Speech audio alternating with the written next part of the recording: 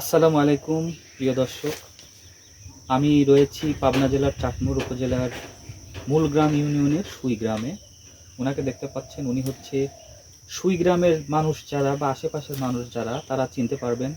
আমাদের গ্রামে হবিবার খুনকার নামে একটা লোক ছিলেন, মারা গেছে। তার বড় মেয়ে, তাই না? আপনি তার বড় মেয়ে, আপনার নাম কি? আন্না।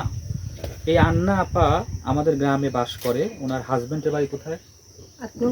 আটলঙ্কা শ্যানগ্রাম। উনি একেবারে দরিদ্র মানুষ, বিয়ে করে এই গ্রামে বিয়ে করে ওনাকে নিয়ে এই গ্রামে থাকে। তো এই গ্রামে থাকে তো উনি কিভাবে জীবনযাপন করে, বিশেষ করে আমি এই ভিডিওটা তাদের উদ্দেশ্য করছি যারা আমার গ্রামের বা আমার আশেপাশের গ্রামের অনেক ব্যবসায়ী এবং অনেক বড় বড় চাকুরিজীবী আছে যারা বাইরে। আমি জানি যে তারা অনেক টাকা বিভিন্নভাবে দান খয়রাত করে থাকে। তো ওনার জন্য কিছু করা যায় কিনা সেই উদ্দেশ্য নিয়ে ভিডিও করছি। উনি কিভাবে জীবনযাপন করে ওনার কাছে আমি শুনি। আসসালামু আলাইকুম আপা, ভালো আছেন? হ্যাঁ। আচ্ছা, আপনার কয় ছেলে মেয়ে? আমার বেটা বেটি কিছুই নেই। আপনার ছেলে মেয়ে কিচ্ছু নেই? একটা বেটা মারা গেছে। একটা বেটা হয় মারা গেছে। আচ্ছা, আপনার কিভাবে সংসার চলে কিভাবে? আমি ওই যে খেত করি খাই, খেতে মেতে লাগান, খেত করি খাই লাগান দিয়ে একটা ছাগল টাগল পুষে মুষে এরকম ভাবে খাই, মানে বাড়ি কাজকর্ম করে খাই।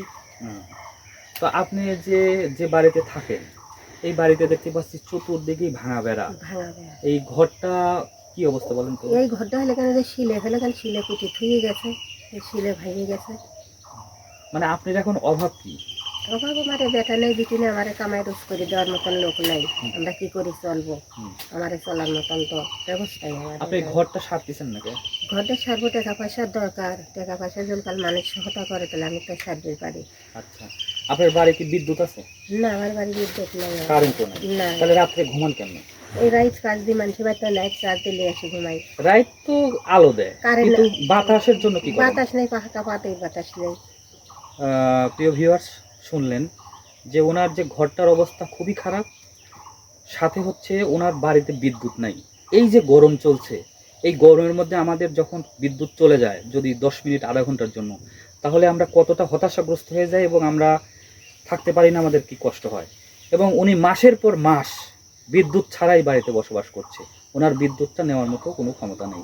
এই বাড়িটা কতটুকু? 3 শতক।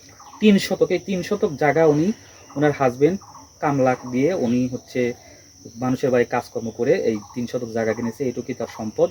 তো আমি ভিডিওটা করছি এই কারণে যে যদি আমার আশেপাশের বা আমার মানে পরিচিত জন যারা আছেন, যদি এই কিছু করা যায় বা আপনারা যদি কেউ কিছু করতে চান তার জন্য, তাহলে একটু আমাকে নক দিয়ে আমার সাথে যোগাযোগ করেন।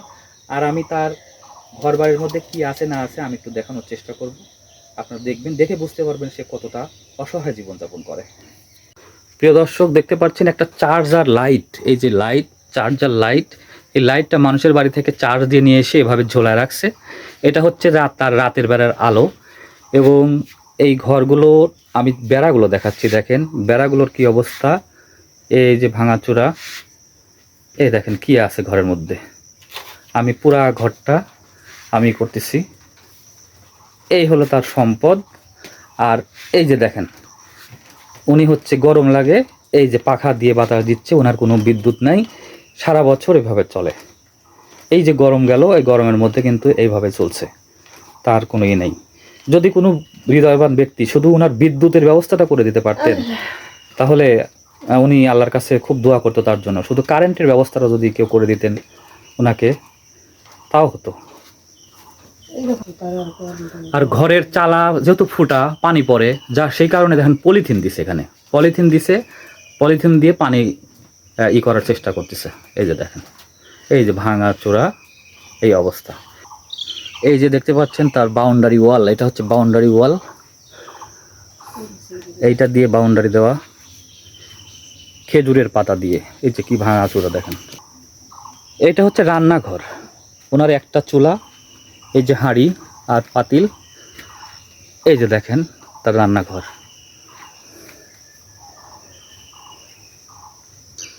আমি পুরা বাড়িটা দেখাচ্ছি এবার, দেখেন পুরা বাড়ি।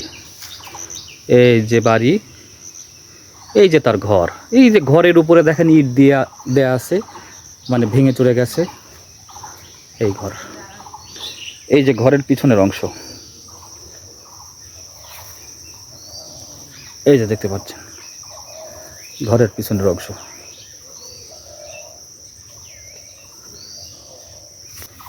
প্রিয় ভিউয়ার্স, এতক্ষণ আমাদের সাথে থাকার জন্য অসংখ্য ধন্যবাদ। সেই সাথে পরবর্তী ভিডিও দেখার আমন্ত্রণ জানাচ্ছি, এবং যদি কোনো হৃদয়বান ব্যক্তি এই মহিলাকে সাহায্য করতে চান তাহলে আমার সাথে যোগাযোগ করবেন। বিশেষ করে তার বিদ্যুৎটা যদি দেওয়া যায় তাহলে একটু শান্তিতে ঘুমাতে পারে। বিদ্যুতের ব্যবস্থাটা করা খুবই জরুরি। ধন্যবাদ। আসসালামু আলাইকুম।